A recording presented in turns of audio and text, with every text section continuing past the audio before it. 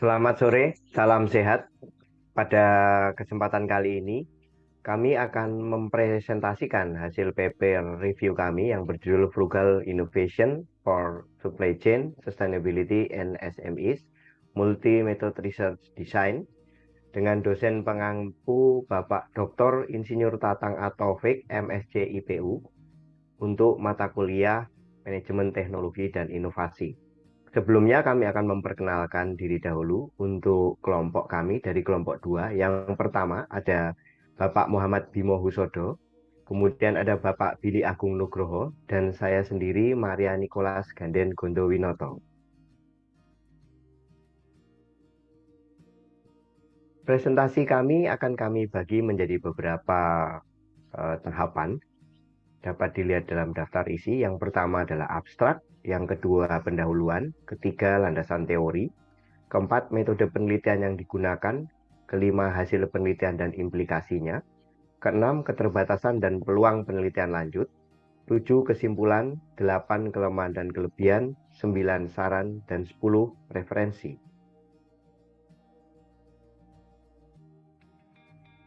Untuk abstrak, dalam studi ini peneliti mencoba untuk menemukan hubungan antara inovasi hemat dan rantai pasokan berkelanjutan. Penelitian berdasarkan sisi hambatan kelembagaan dan kendala sumber daya di negara berkembang. Peneliti menduga bahwa terdapat sinergi hubungan antara inovasi hemat dan rantai pasokan berkelanjutan. Peneliti juga mengklaim bahwa sudah banyak kisah sukses dalam praktek manajemen rantai pasokan inovatif yang hemat, namun hanya sedikit upaya yang dilakukan untuk memahami implikasi dari inovasi hemat yang berorientasi terhadap rantai pasokan berkelanjutan. Untuk mengetahui hubungan antara inovasi hemat dan rantai pasokan berkelanjutan, peneliti menggunakan metode kerangka konseptual untuk menggambarkan hierarki dan keterkaitan dari faktor pendukung yang teridentifikasi dalam inovasi. Kerangka teoritis divalidasi oleh peneliti dengan metode survei dan interview. Untuk hasil penelitian ini memperluas pemahaman inovasi hemat untuk rantai pasokan berkelanjutan, menggunakan desain penelitian dengan berbagai metode. Selain itu, secara teoritis, hasil penelitian ini juga menyediakan panduan kepada para manajer dalam pengembangan kemampuan inovasi untuk mencapai keberlanjutan dalam rantai pasokan berkelanjutan.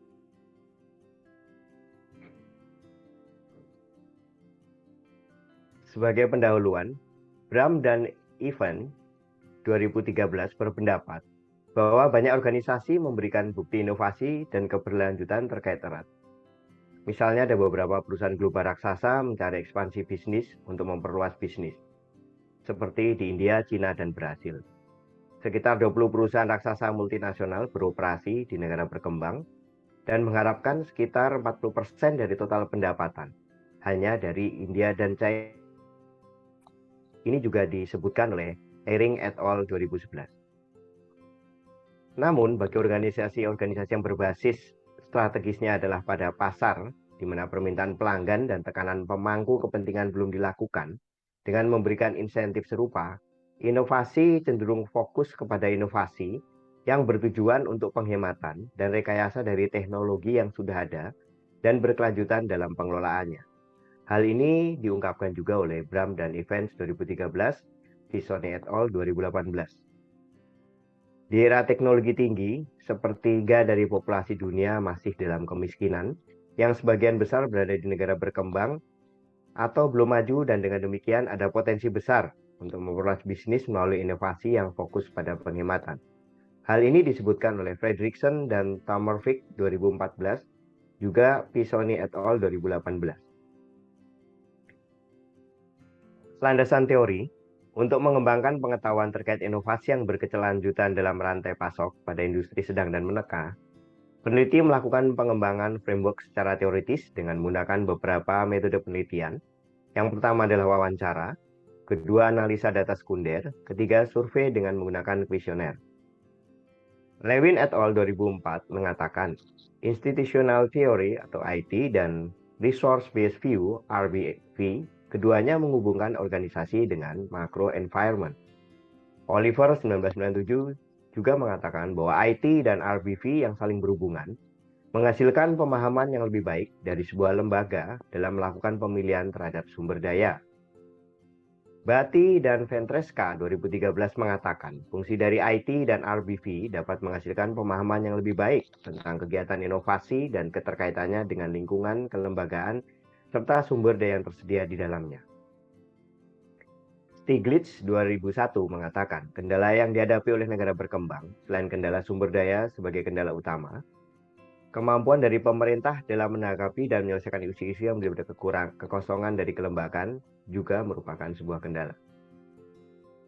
Institutional Theory atau IT, menurut DiMaggio dan Powell, 1983, mengatakan organisasi menjadi serupa sifatnya disebabkan 3 jenis tekanan institusional, yaitu koersif, mimetik, dan normatif.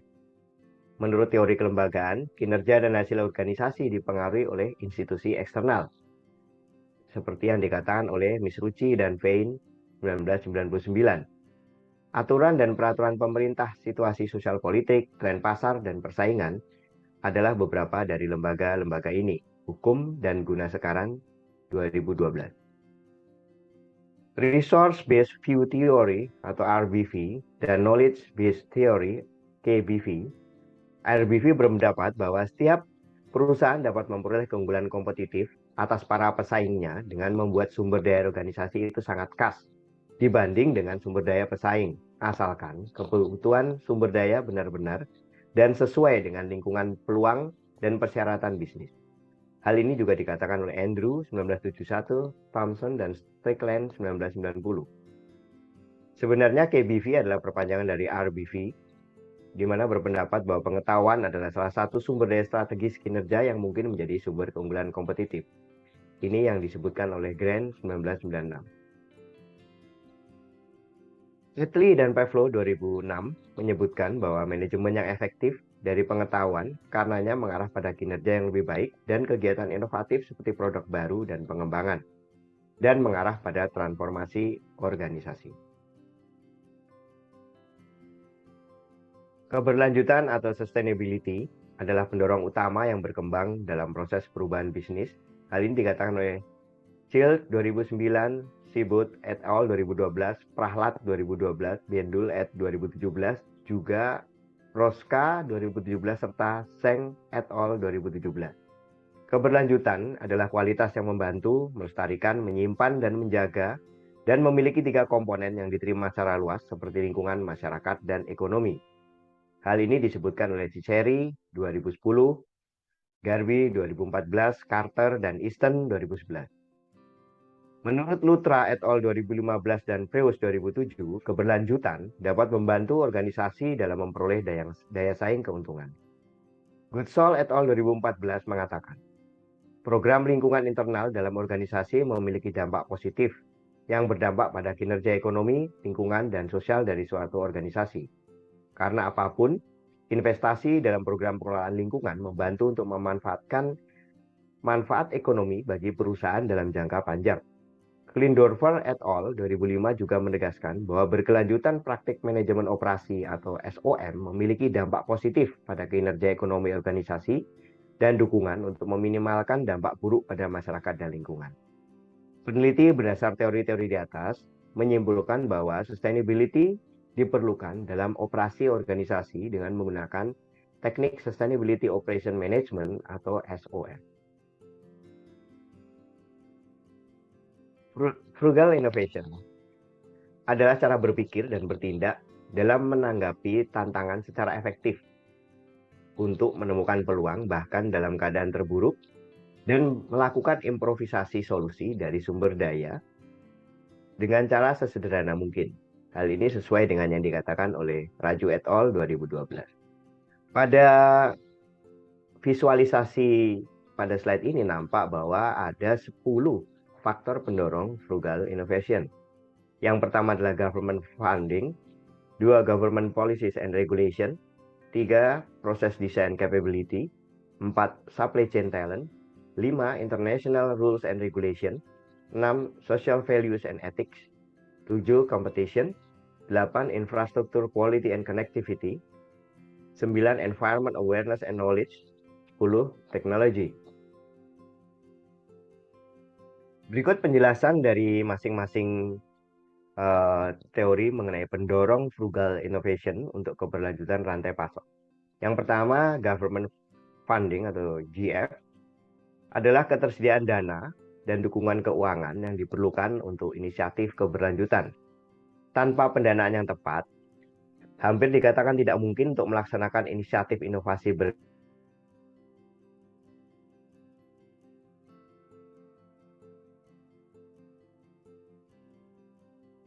yang dikatakan oleh All 2010. Yang kedua, Government Policies Regulation, GPR. Kebijakan dan peraturan eksternal dapat memungkinkan inovasi dengan memaksa organisasi untuk mengadopsi teknologi dan standar proses terbaik di kelasnya dengan tenggat waktu yang akan meningkatkan kinerja keberlanjutan. Hal ini sesuai dengan yang dikatakan oleh Hendrik dan Sadorsky 1999, juga Porter and Van de Linde 1995. Kemudian yang ketiga adalah proses design capability, PDC, adalah proses bisnis yang didefinisikan sebagai kumpulan aktivitas terstruktur dengan hasil bisnis tertentu untuk pelanggan. Hal ini sesuai dengan yang dikatakan oleh Davenport and Beer 1995. Houston et al. 2001 dan Lambert et al. 2005 mengatakan juga bahwa baik peningkatan maupun integrasi proses bisnis sangatlah penting untuk kinerja organisasi dalam meningkatkan pendapatan, mengurangi biaya operasi, mengurangi model kerja, dan meningkatkan efisiensi aset. Berikutnya yang keempat, Supply Chain Talent atau SCT. Menurut Dubey dan Gunasekaran 2015, talent merupakan faktor penting untuk mendapatkan dukungan yang lebih baik untuk rantai pasok yang berkelanjutan. Oleh karena itu, perusahaan harus fokus pada pengembangan talent rantai pasok yang berbakat profesional untuk keberhasilan dari rantai pasok tersebut. Yang kelima adalah International Rules and Regulation atau IRR. Ini adalah aturan Uni Eropa tentang limbah peralatan listrik dan elektronik, juga norma yang mewajibkan produsen kendaraan untuk menjamin daur ulang bahan baku kendaraan hingga minimal 85%, yang merupakan contoh aturan dan regulasi internasional yang mendorong inovasi dan keberlanjutan dalam rantai pasok. Hal ini mengacu kepada G et al. 2014 dan Plumbeck dan Wong 2009. Kemudian yang keenam adalah Social Values and Ethics, SVE. Menurut Gunasekaran dan Spallanzani 2012, etika bisnis adalah pendorong penting inisiatif keberlanjutan, terutama praktik etika yang penting dalam pencarian sumber, pembelian, dan kolaborasi.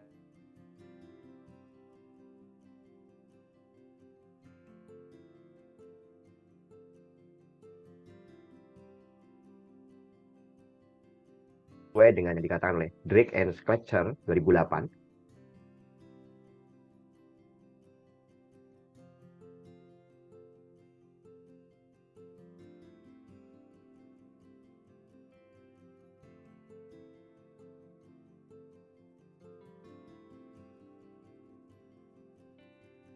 Yang ketujuh adalah competition, CO.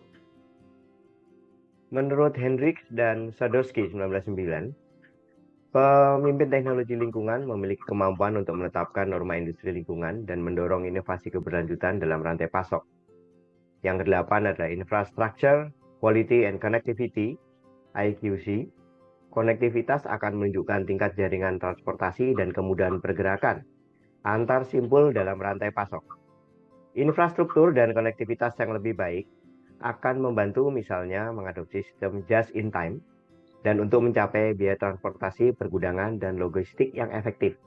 Hal ini sesuai dengan yang dikatakan oleh Lawson et al. 1999.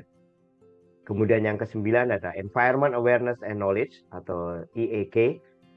Strategi lingkungan berdampak langsung pada rantai pasok dan daya saing perusahaan organisasi sesuai dengan yang dikatakan oleh Wu dan Pagel 2011.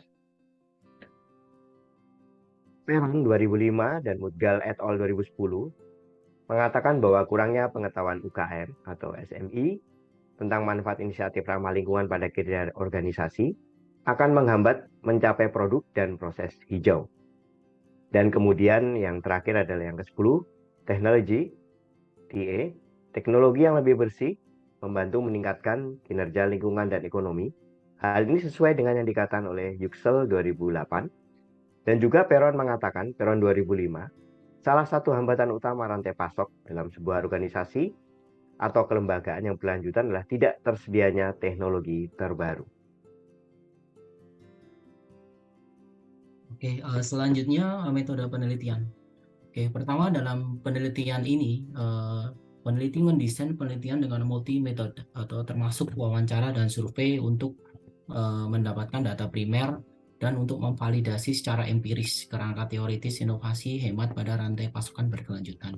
Yang kedua, peneliti menyempurnakan which is uji validitas dan reliabilitas pengukuran dengan mengadopsi faktor-faktor yang pernah diteliti oleh peneliti sebelumnya terkait inovasi hemat dan keberlanjutan.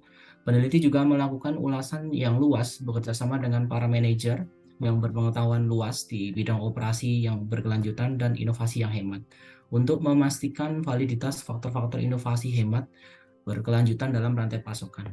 Selain itu, untuk memastikan faktor-faktor tersebut sesuai dengan praktik lapangan nyata. Yang ketiga, peneliti melakukan analisa kualitatif untuk mengidentifikasi faktor-faktor hemat terkait keberlanjutan atau sustainability. Selain data primer, peneliti juga menggunakan data sekunder yang didapat dari laporan tahunan, CSR, untuk mengatasi keterbatasan pada kajian pustaka dan keterbatasan pada wawancara survei yang sebelumnya dilakukan serta meminimalisir kekhawatiran bias pada metode yang dipakai. Berikut ini dua fase yang dilakukan oleh peneliti dalam mengembangkan metode penelitian. Fase pertama adalah logika interpretasi, yaitu nanti dilakukan dengan studi Delphi yang dibagi jadi dua tahap, yaitu transitivity principle dan level positioning. Fase kedua, peneliti melakukan survei kuantitatif dibagi dalam 4 tahap, yaitu pengumpulan data, validasi pengukuran, metode bias umum, dan estimasi analisa model. Selanjutnya di tahap fase pertama, logika tafsir atau teknik Delphi yang digunakan peneliti adalah mengumpulkan para ahli dalam sebuah panel untuk merespon pertanyaan-pertanyaan dan mereka bersama-sama saling memutuskan sebuah persetujuan yang pada akhirnya memutuskan persetujuan terkait ide yang dibahas. Di teknik Delphi ini dibagi menjadi 3 step, yaitu yang step pertama adalah partisipasi panel, yaitu mengumpulkan beberapa ahli panel mirip focus group discussion, namun tidak dipertemukan secara langsung. Jadi para ahli tidak perlu meninggalkan kantor atau aktivitas yang sedang dikerjakan dan waktunya lebih fleksibel. Kemudian di step kedua, peneliti membuat kuesioner yang terdiri atas rangkaian pertanyaan terbuka untuk partisipan dalam sebuah panel. Step ketiga, analisa, yaitu para anggota panel memberikan analisa kesimpulan, masukan, sampai semua ahli membuat kesepakatan bersama. Pada intinya, proses dalam teknik Delphi ini menyimpulkan masukan dan mendapatkan tanggapan terhadap masukan tersebut, dan berlanjut sampai anggota panel tersebut membuat kesepakatan bersama. Selanjutnya masih di tahap fase pertama, selain menggunakan teknik Delphi, peneliti mengembangkan penelitian dengan Total Interpretive Structural Modeling dan ISM atau Interpretive Structural Modeling. Metodologi penilaian ahli dalam kelompok tadi digunakan untuk memahami hubungan antar variabel yang diteliti. Pendapat dari akademisi dan pakar industri dengan pengalaman yang kaya di bidang rantai pasokan tadi kemudian digabungkan ke dalam matrik interaksi mandiri struktural atau singkatannya SSIM. Pada fase 1 penelitian ini, peneliti mengikuti pendekatan Warfield, yaitu TISM yang tadi dipakai dengan tujuan untuk melakukan eksplorasi penelitian kualitatif. Kenapa peneliti memilih TISM? Karena TISM memiliki keunggulan tersendiri dibanding dengan ISM, namun tetap dikombinasikan oleh peneliti antara TISM dan ISM. TISM memiliki keunggulan, yaitu bersifat kausal, hubungan atau link transitif antara konstruksi model bisa ditangkap dengan baik di TISM. Kemudian secara mendasar, prinsip transitivitas yang digunakan dalam ISM tadi digunakan peneliti untuk memeriksa konsistensi model yang dikembangkan. Selain itu juga untuk membantu menghilangkan kemungkinan celah antara variabel. Masih di fase 1, perbandingan berpasang dari setiap set dan parameter yang dipertimbangkan dan diwakili oleh I dan J dari 10 variabel yang sebelumnya sudah disampaikan oleh Pak Nicholas tadi diteliti oleh peneliti dengan SSIM. Jadi dikumpulkan setelah TISM, ISM dikumpulkan ke SSIM untuk menyimpulkan apakah jenis-jenis hubungan antara salah satu dari perbandingan berpasangan ini dalam survei tadi ada atau tidak, yaitu dengan tabel seperti di samping diindikasikan dengan V, A, X, dan O. V itu juga mengarah dari C, tetapi C tidak mengarah ke I. Kemudian A, jika I tidak mengarah ke C dan J mengarah ke I. Kemudian X jika I dan J mengarah satu sama lain. Dan O jika I dan J tidak berhubungan satu sama lain. Jadi tabel ini intinya adalah menunjukkan matriks interaksi diri struktural dari faktor pendukung yang dipertimbangkan dalam penelitian tadi. Nah, setelah transitional planning tadi, kemudian peneliti melakukan level positioning. Level ini digunakan untuk meranking variabel ke 10 variabel tadi yang berbeda ke dalam level yang berbeda. Untuk memperoleh tingkat variabel tersebut, peneliti melakukan perhitungan reachability dan antecedent. Dalam level positioning ini peneliti menggunakan micmac diagram, yaitu membagi 4 variabel dari 4 kategori dari 10 variabel tadi dengan pertimbangan driving power dan dependence. Dari ke-10 variabel tadi, 3 diantaranya masuk ke driving variabel, yaitu E1, E2, dan E3. E1 itu government funding, kemudian E2 government policy dan regulations, dan E3 adalah process design capability. Kemudian di linked variable, di kelompok linked variable ini ada 3 kategori juga. E6 yaitu social value and ethic, E8 yaitu infrastructure quality dan connectivity, dan E10 teknologi. Kemudian satu lagi kategori dependent variable. Ada E4, E5, E7 dan E9. E4 itu adalah supply chain talent, kemudian E5 international rule dan regulations, E7 competition, dan E9 environment, awareness, and knowledge. Analisis micmac ini dipakai peneliti untuk mengetahui pengaruh dengan jelas dan membagi faktor tersebut ke dalam kuadran yang sudah saya sebutkan tadi, yaitu ke dalam 4 kuadran. Nah, setelah menggunakan analisis micmac tadi, peneliti menggambarkan hubungan ke semua variabel tadi seperti gambar terlampir. Garis putus-putus menunjukkan bahwa model mewakili link transitif antar enabler atau antar variabel. Kemudian garis tebal mewakili hubungan antara pendukung dengan uraian keterkaitan berdasarkan pendapat ahli. Oke. Selanjutnya di fase yang kedua, yaitu survei kuantitatif, penelitian survei kuantitatif. Terbagi menjadi 4 tahap. Yang pertama pengumpulan data. Dari pengumpulan data ini yang dilakukan kepada manajer di UKM atau Small Medium Enterprise otomotif di India, dan fokus kepada keberlanjutan dalam rantai pasokan. Dan peneliti menggunakan kuesioner sebanyak 300. Kemudian yang kedua, setelah data terkumpul, peneliti melakukan validasi pengukuran, yaitu menggunakan software WAR PLS 5.0 yang mengandalkan metode partial least square untuk mengestimasi model yang dihipotesiskan oleh peneliti. Kemudian langkah ketiga yaitu common method bias. Peneliti menggunakan strategi common method bias untuk memastikan minim bias dari hasil validasi tadi. Peneliti menggunakan 2 uji, yaitu pertama uji faktor Harman untuk menguji bahwa hasil tidak bias karena responden tunggal. Yang kedua uji correlation marker teknik yang dikembangkan oleh Lindell dan Whitney pada 2001.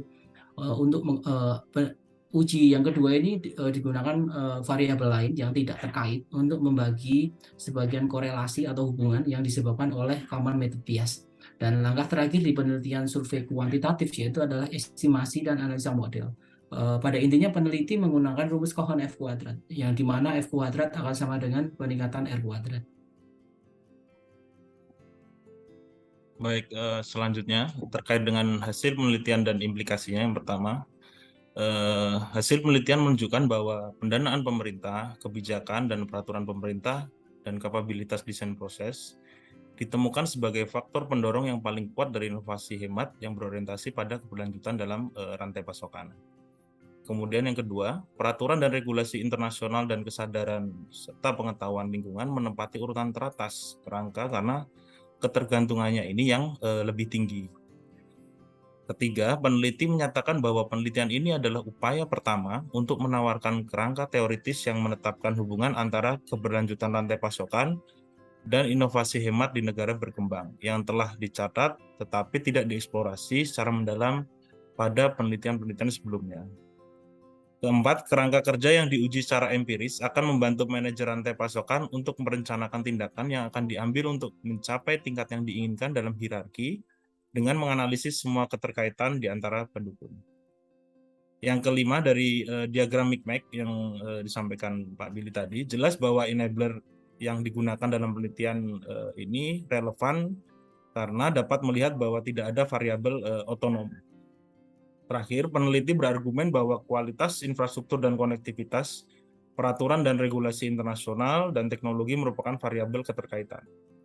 Variabel keterkaitan ini dicirikan oleh ketergantungan dan daya dorongnya yang kuat dan akan menjadi variabel yang sangat sensitif. Itu berarti setiap perubahan kecil dalam sistem atau variabel lain akan mempengaruhi variabel keterkaitan tersebut. Kemudian selanjutnya terkait dengan keterbatasan dan peluang penelitian lebih lanjut. Dari paper review yang kami lakukan, penelitian ini memiliki beberapa keterbatasan yang dapat digunakan untuk penelitian lebih lanjut.